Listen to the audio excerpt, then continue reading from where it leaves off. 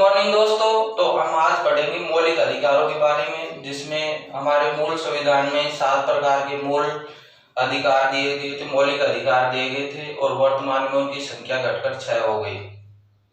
44वां संविधान संशोधन 1978 के तहत एक अधिकार जो मौलिक अधिकार की श्रेणी में था वो था संपत्ति का अधिकार, जिसको हटा के 300A में शामिल कर दिया गया, अर्थात उसको कानूनी अधिकार बना दिया गया और अब मूल अधिकारों की संख्या है 6। इनको हम विस्तार से पढ़ते हैं। मौलिक अधिकार, आज का हमारा टॉपिक रहेगा मौलिक अधिकार। मौलिक अधिकार है जो भाग 3 में 12 से लेके 35 तक, अनुच्छेद 12 से लेके 35 तक इसका उल्लेख है।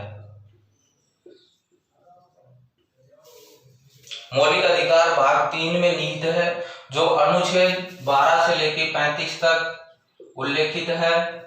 मौलिक अधिकार है जो अमेरिका के संविधान से अपनाया गया है। ये अमेरिका के संविधान से अपनाया गया है। मूल संविधान में इनकी संख्या थी 7 और वर्तमान में हमारे पास मौलिक अधिकार की संख्या है 6। एक अधिकार था जो वो था संपत्ति का अधिकार। संपत्ति का अधिकार जो 44वें संविधान संशोधन 1978 को हटा के इसको कानूनी अधिकार बना दिया गया, जो आर्टिकल्स 300A में कानूनी अधिकार के रूप में इसको शामिल कर दिया गया। इस प्रकार से ये मौलिक अधिकार भाग 3 में निहित है, जो अनुच्छेद 12 से लेकर 35 तक इनका उल्लेख मिलता है। ये अमेरिका के संविधान से अपनाया गया है। इनकी पहले संख्या 7 थी, वर्तमान में 6 है। एक संपत्ति का अधिकार था जो मौलिक अधिकारों की श्रेणी में था, उसको हटा के वर्तमान में कानूनी अधिकार बना दिया गया, अर्थात मौलिक अधिकारों की श्रेणी से हटा के कानूनी अधिकार बना दिया गया, जो अनुच्छेद 301 में निहित है। ये 44वां संविधान संशोधन 1978 के तहत इसको हटाया गया था। फिर उसके बाद में हम देखते हैं अनुच्छेद 13 और 14, 12 और 13 अनुच्छेद है जो राज्य की व्याख्या करते हैं, अर्थात राज्य संबंधित ये अनुच्छेद हैं जो राज्य की व्याख्या करते हैं। फिर उसके बाद में हम एक एक को देख लेते हैं, फिर विस्तार से पढ़ेंगे। समानता का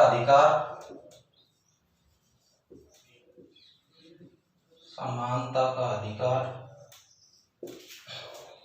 यह है 14 से लेकर 18 तक, अनुच्छेद 14 से लेकर 18 तक है। फिर उसके बाद में है स्वतंत्रता का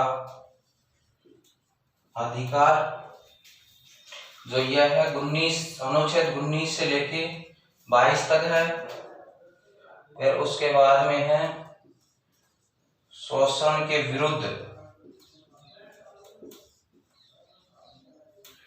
विरुद्ध अधिकार, जो यह है 23 से लेके 24 तक। फिर उसके बाद में है धार्मिक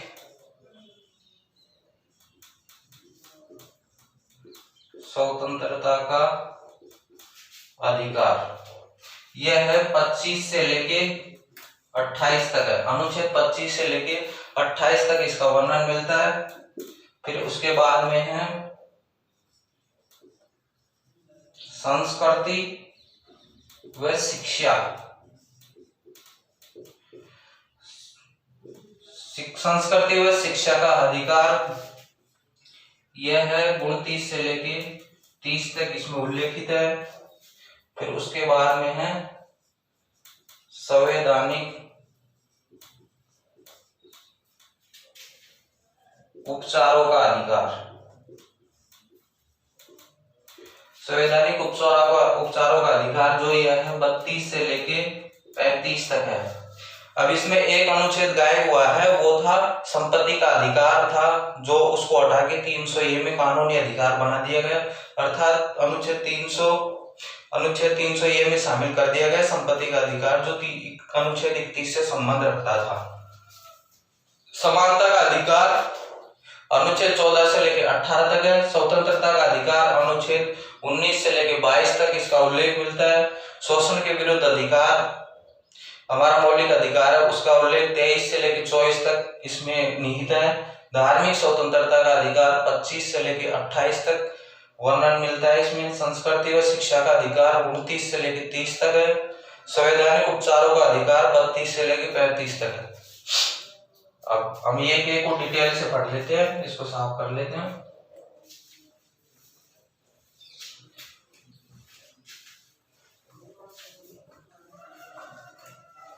अनुच्छेद 12 से लेकर 35 तक इसका वर्णन मिलता है, जिसमें हम पहला मौलिक अधिकार पढ़ेंगे, समानता। समानता का अधिकार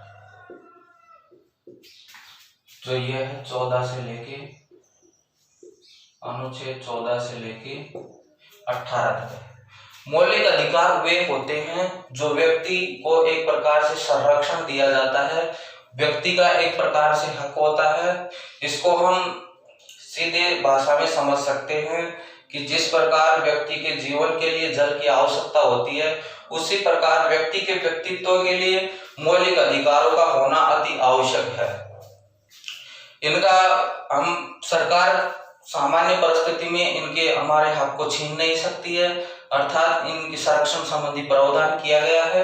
कोई विशेष आपत्ति होती है, इमरजेंसी, उसमें कुछ अधिकार छीन लिए जाते हैं, नहीं तो हमारे अधिकार बरकरार रहते हैं। तो हम इसको डिटेल से पढ़ लेते हैं और विस्तार से, जिसमें पहला है समानता का अधिकार, जो अनुच्छेद 14 से 18 तक इसमें उल्लेख मिलता है। तो हम इसको देख लेते हैं। 14, 15, 16, 17, 18 पहला अधिकार है समानता का अधिकार, जो 14 से लेकर 18 तक है। तो अनुच्छेद 14, 15, 16, 17, 18 इसमें है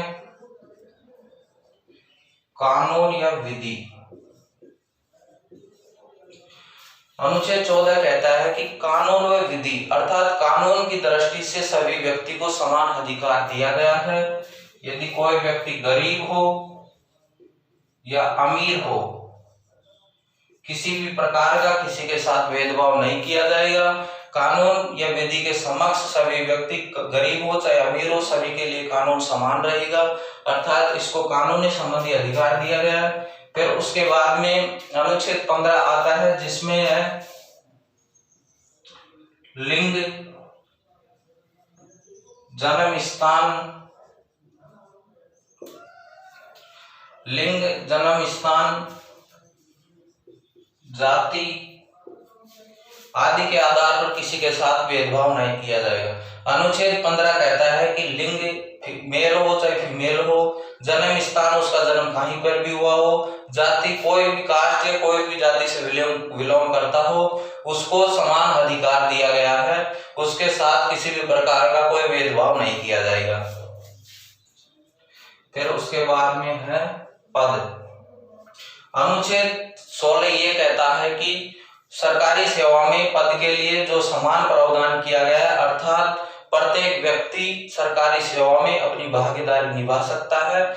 इसमें अनुच्छेद 16 में कहा गया है कि सरकारी सेवा में पद की समानता प्रदान की गई है, जिसमें एक बात को हमको ध्यान रखना पड़ेगा, अपवाद है इसमें, जैसे SC, ST, OBC, इनको ये समाज की मुख्य धारा से पिछड़े होने की वजह से इनको आरक्षण संबंधी विशेष प्रावधान किया गया है, जिसमें SC, ST और OBC, इनको अब आप सोच रहे हैं कि यदि पद में समानता है तो फिर कट ऑफ वगैरह ज्यादा कम क्यों जाती है।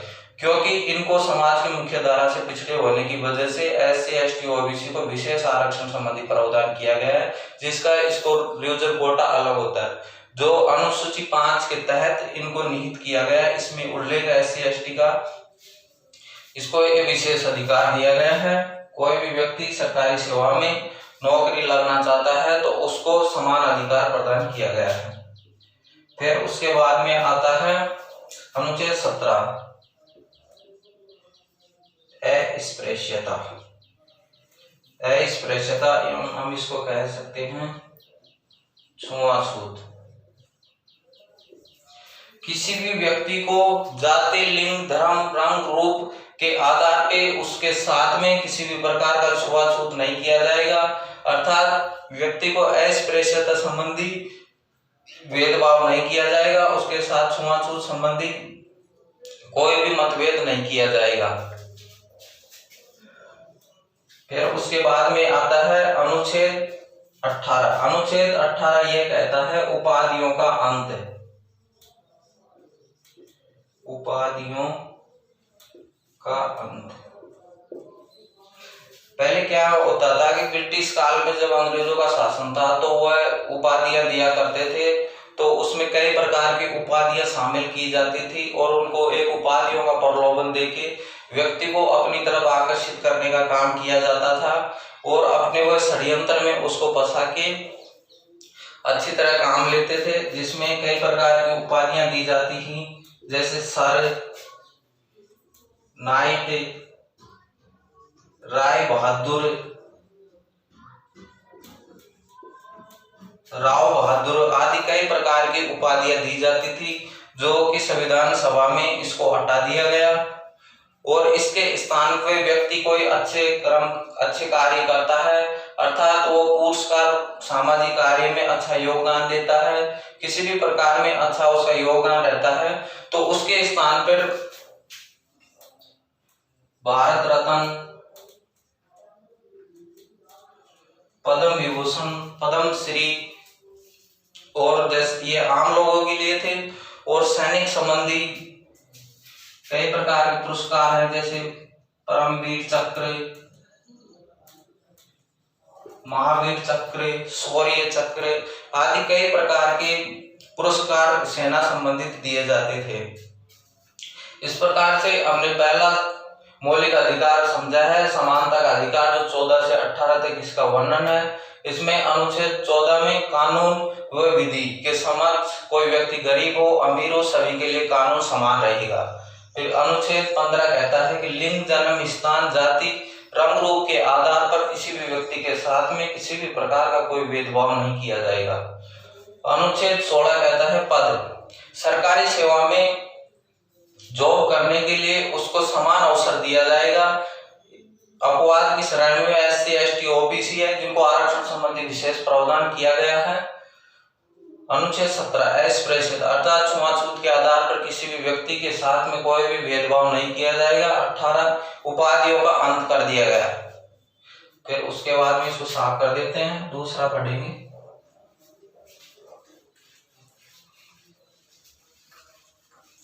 दूसरा है हमारा स्वतंत्रता का अधिकार।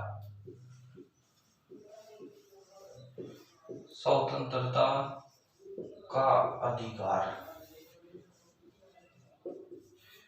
स्वतंत्रता का अधिकार है जो अनुच्छेद 19 से लेके 22 तक है। अनुच्छेद 19 से लेके 22 तक इसका वर्णन मिलता है, जिसमें अनुच्छेद 19 इसमें श्रेणी बना दी गई A, B, C, D, E, F, G। अब इसमें इसके अनुच्छेद 19 के भाग बना दिए गए, जिन हम प्रत्येक भाग को डिटेल से समझेंगे। जिसमें एक है अभिव्यक्ति, अभिव्यक्ति व प्रेस की स्वतंत्रता, प्रेस की स्वतंत्रता, जिसमें एक शब्द और आता है इसमें झंडा, एक होता है RTI। अभिव्यक्ति किसी भी व्यक्ति को बोलने संबंधित छूट दी गई है, अर्थात सभ्य शब्दों का प्रयोग करते हुए वह अपने भाव या विचार को प्रकट कर सकता है। परेश अर्थात समाचारों के माध्यम से वह अवगत करवा सकता है जनता को। झंडा समिति और आरटीआई समिति, यह झंडा समिति और आरटीआई समिति है जो ये 2005 में और ये 2004 में लागू की गई थी। झंडा समिति यह है कि कोई भी व्यक्ति अपने घर या निवास स्थान पर झंडा पहना सकता है। फिर उसके बाद में है आरटीआई, इसमें सूचना का अधिकार शामिल किया गया है। यदि कोई भी व्यक्ति किसी भी सूचना से संतुष्ट नहीं हो तो आरटीआई के तहत सूचना के अधिकार से अपनी जानकारी के बारे में समझ सकता है। फिर इसके बाद में बी में है, ये तो अभिव्यक्ति की हो गई। फिर इसके बाद में बी है बिना अस्त्र शस्त्र घूमने की स्वतंत्रता। कोई भी व्यक्ति बिना अस्त्र शस्त्र घूम सकता है अर्थात सभा कर सकता है, ये अनुच्छेद 19 बी में निर्धारित किया गया है। सी में कहा गया है संघ अर्थात ग्रुप बनाने की स्वतंत्रता। ग्रुप बनाने, कोई भी व्यक्ति अपना ग्रुप बना सकता है अर्थात संघ बना सकता है, ये अनुच्छेद 19 सी में निर्धारित किया गया। डी, यह है आवागमन। कोई व्यक्ति कहीं पर भी जा सकता है, कहीं पर भी घूम सकता है, उसको आवागमन संबंधी छूट स्वतंत्रता दी गई है। फिर उसके बाद में है निवास स्थान। निवास स्थान, कोई भी व्यक्ति अपनी मन मर्जी से कहीं पे भी जाके रह सकता है, उसके संबंध में इनको विशेष स्वतंत्रता संबंधी अधिकार दिया गया है। पहले यह जम्मू कश्मीर अपवाद की श्रेणी में था, जिसको अब हटा दिया गया है, अर्थात वहां 370 वाली धारा थी, उसके संबंध में यहाँ पर निवास स्थान संबंधी पाबंदी थी, स्थायी नहीं रह सकते थे, उसको हटा दिया गया है। तो अब पूरे भारत में कहीं पे भी रह सकता है, उसको निवास संबंधी विशेष अधिकार दिए गए हैं। फिर एफ है संपत्ति। ये संपत्ति का अधिकार हमने पहले पढ़ लिया था, जो अनुच्छेद 31 से संबंध रखता था। एफ 19 एफ से और अनुच्छेद 31 से रखता था, जो अनुच्छेद 300 ए में इसको कानूनी संबंधी अधिकार बनाने के बाद में ये यहाँ से हटा दिया गया है। फिर उसके बाद में है रोजगार। प्रत्येक व्यक्ति को यह अधिकार दिया गया है कि वह अपना स्वयं का रोजगार कर सकता है, प्राइवेट रोजगार कर सकता है, सरकारी कर सकता है, बिजनेस कर सकता है, उसको किसी प्रकार का हस्तक्षेप नहीं किया जाएगा, अर्थात अपनी मर्जी के खिलाफ अपनी मर्जी से कोई भी रोजगार कर सकता है, उसमें किसी भी प्रकार का अनिहित न होना चाहिए। जैसे कई प्रकार के और होते हैं स्पेलिंग वगैरह, वो शामिल नहीं होने चाहिए और किसी को नुकसान नहीं हो, इस प्रकार का रोजगार कर सकते हो। इसमें स्वतंत्रता संबंधी दूसरा हम अधिकार पढ़ रहे थे, उसमें अनुच्छेद 19 में अभिव्यक्ति की, कोई भी व्यक्ति अपनी अभिव्यक्ति अर्थात विचारों को दूर प्रेस के माध्यम से जनता को अवगत करा सकता है, बिना अस्त्र शस्त्र के घूम सकता है, सभा कर सकता है। संघ अर्थात ग्रुप बनाने की स्वतंत्रता दी गई है। आवागमन, कोई भी व्यक्ति कहीं पर भी जाके घूम सकता है और कहीं पर भी जाके रह सकता है, संपत्ति संबंधी अधिकार हटा दिया गया। रोजगार 19 जी में शामिल किया गया, जिसमें कोई भी व्यक्ति किसी भी प्रकार का रोजगार कर सकता है, सरकारी हो प्राइवेट हो। इस प्रकार एक 19 हमने समझ लिया, इसको साफ कर देते हैं, फिर हम अनुच्छेद 20 समझेंगे।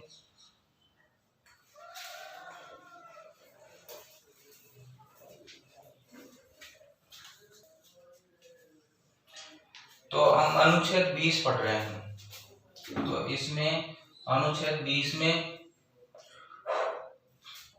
अपराध,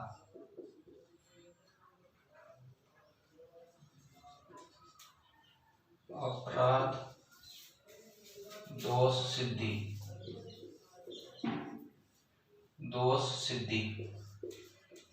अनुच्छेद 20 में अपराध सिद्धि संबंधित प्रावधान किया गया है, अर्थात किसी भी व्यक्ति को अपराध एवं दोषी संबंधित अधिकार दिया गया है, जिसमें खुद को अपने संबंध में अपना हक साबित करने का अधिकार है, जिसको हम समझ सकते हैं इसको 3 भागों में डिवाइड करके समझ सकते हैं। जैसे किसी व्यक्ति ने 2010 में अपराध किया था, किसी भी प्रकार का अपराध कर दिया और उस समय उस सजा का प्रावधान था 6 माह, तो उसको सुनवाई होते होते अब 2020 हो गई, तो उस टाइम पे 6 माह की सजा का प्रावधान था और वर्तमान में 2020 में यदि कोई ऐसा अपराध करता है तो उसकी सजा है 5 वर्ष। तो इस व्यक्ति को जो सजा मिलेगी वह पहले के कानून के आधार पर मिलेगी, न कि अब के कानून के आधार पर। अर्थात जिस टाइम पे जो कानून था, जिस टाइम पे जो अपराध हुआ था, उसी को ध्यान में रखते हुए इसको सजा का प्रावधान किया गया है।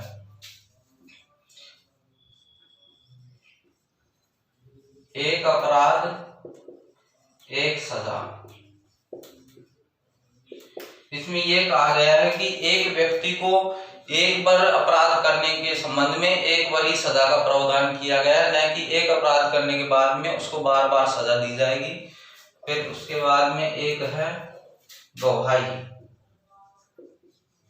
किसी भी व्यक्ति को न्यायालय में अपने खिलाफ गवाह देने के लिए बाध्य नहीं किया जाएगा। इस प्रकार अनुच्छेद 20 को हमने समझा है, जिसमें 3 प्रकार के खंड बनाए गए हैं, जिसमें जिस व्यक्ति को जिस टाइम पे अपराध किया है वही कानून उसके खिलाफ लागू होगा। अर्थात एक व्यक्ति को एक अपराध करने पर एक सजा मिलेगी, दोबारा करता है अपराध तो उसको बाद में सजा मिलेगी। फिर अपने खिलाफ न्यायालय में गवाह देने के लिए बाध्य नहीं किया जाएगा। फिर हम पढ़ते हैं अनुच्छेद 21।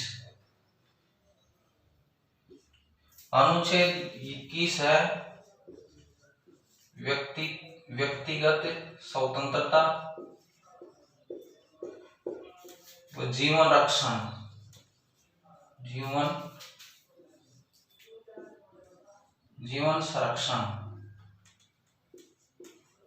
संरक्षण संबंधी। इसमें ये एक ऐसा अनुच्छेद है, अर्थात ये एक ऐसा अधिकार का पार्ट है जिसमें व्यक्ति को किसी भी प्रकार में, यदि देश में किसी भी प्रकार की इमरजेंसी लागू हो जाती है, तो ये एक ऐसा अधिकार है जिसको बाध्य नहीं किया जा सकता। व्यक्ति को एक खास अधिकार है कि इसका किसी भी कंडीशन में, इमरजेंसी में सरकार इस अधिकार का हनन नहीं कर सकती है। व्यक्ति को जीवन संरक्षण के लिए विशेष अधिकार दिया गया है, जिसमें वह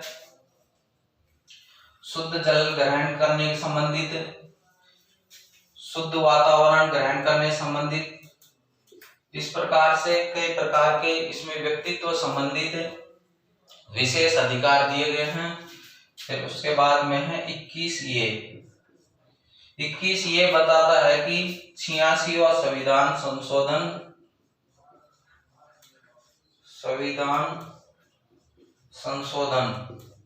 ये हुआ था 2002 में। इसमें यह प्रावधान किया गया है कि 6 से 14 वर्ष तक के बच्चे निःशुल्क अनिवार्य रूप से शिक्षा ग्रहण करेंगे। इस प्रकार से अनुच्छेद 21 ये बताता है कि व्यक्ति को व्यक्तित्व अर्थात जीवन संरक्षण संबंधित स्वतंत्रता दी गई है, जिसमें वह अपने जीविकोपार्जन के लिए कई प्रकार की नीतियां अपनाता है, जिसमें वो शुद्ध जल ग्रहण करेगा, शुद्ध हवा प्राप्त करेगा, इस प्रकार से पर्यावरण को शुद्ध रखेगा। इस प्रकार की स्वतंत्रता की गई है। अनुच्छेद 21 में 86वां संविधान संशोधन 2002 के तहत 6 से 14 वर्ष तक के बच्चों को निःशुल्क एवं अनिवार्य शिक्षा का प्रावधान किया गया है। फिर उसके बाद में एक और आता है, एक अनुच्छेद स्वतंत्रता में और है, वह है अनुच्छेद 22 गिरफ्तारी। गिरफ्तारी के संबंध में इसको भी हम 3 पार्ट्स के आधार पर समझेंगे, जिसमें ये कहा गया है कि किसी भी व्यक्ति को यदि अपराध करता है तो 24 घंटे के अंदर उसको न्यायालय में पेश किया जाएगा। अर्थात कोई भी व्यक्ति अपराध करता है तो उसको 24 घंटे के अंदर न्यायालय में पेश किया जाना अनिवार्य है। फिर दूसरा है, किसी भी व्यक्ति को गिरफ्तार होता है तो उसको ये जानने का अधिकार है कि मुझे गिरफ्तार क्यों किया जा रहा है, अर्थात वह समझ सकता है कि उसका अपराध क्या है। फिर तीसरे में बताता है कि वह व्यक्ति गिरफ्तारी के संबंध में अपने बचाव पक्ष में अपनी मनमर्जी से कोई भी वकील को चुन सकता है, अर्थात कानून के प्रवक्ता को वह अपने बचाव में पेश कर सकता है। इस प्रकार से अनुच्छेद 22 गिरफ्तारी के संबंध में था, जिसमें 24 घंटे में किसी भी व्यक्ति को न्यायालय में पेश 24 घंटे के अंदर कोई व्यक्ति को गिरफ्तार कर लिया जाता है तो 24 घंटे के अंदर उसको न्यायालय के समक्ष पेश किया जाना अनिवार्य है। दूसरे में है कि किसी भी व्यक्ति को यदि गिरफ्तार करते हैं तो उसको बताना जरूरी है कि आपका ये अपराध है, इस संबंध में आपको गिरफ्तार किया जा रहा है। फिर तीसरा है कि किसी भी व्यक्ति को अपने बचाव पक्ष में कोई भी वकील की सलाह ले सकता है, अर्थात अपना बचाव पक्ष में वकील को बचाव पक्ष करवा सकता है। इस प्रकार से हमने ये 2 अनुच्छेद पढ़े हैं। एक अनुच्छेद और देख लेते हैं, शोषण के विरुद्ध, जिसमें यह है 23 से 24, अनुच्छेद 23 से 24 में इसका उल्लेख मिलता है, जिसमें अनुच्छेद 23 है मानव व्यापार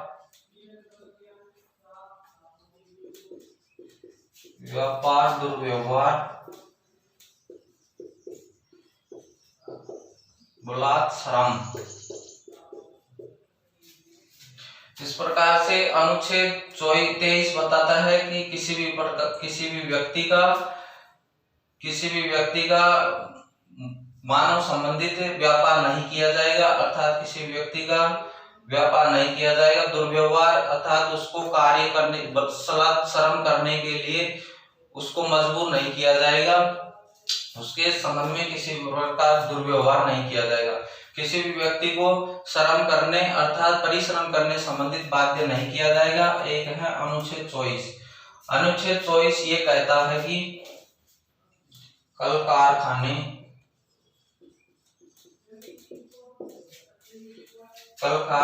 में 14 वर्ष से कम के बच्चों को श्रम अर्थात परिश्रम करवाने पर, शारीरिक परिश्रम करवाने पर सजा का प्रावधान है। तीसरा मौलिक अधिकार पढ़ रहे थे, जिसमें शोषण के विरुद्ध है, जो अनुच्छेद 23 से 24 तक है। इसमें अनुच्छेद 23 कहता है कि किसी भी व्यक्ति को उसका व्यापार नहीं किया जाएगा, उसको अर्थात परिश्रम करने के लिए बाध्य नहीं किया जाएगा। उसकी मर्जी से वो करता है तो ठीक है, नहीं उसको बाध्य नहीं किया जाएगा।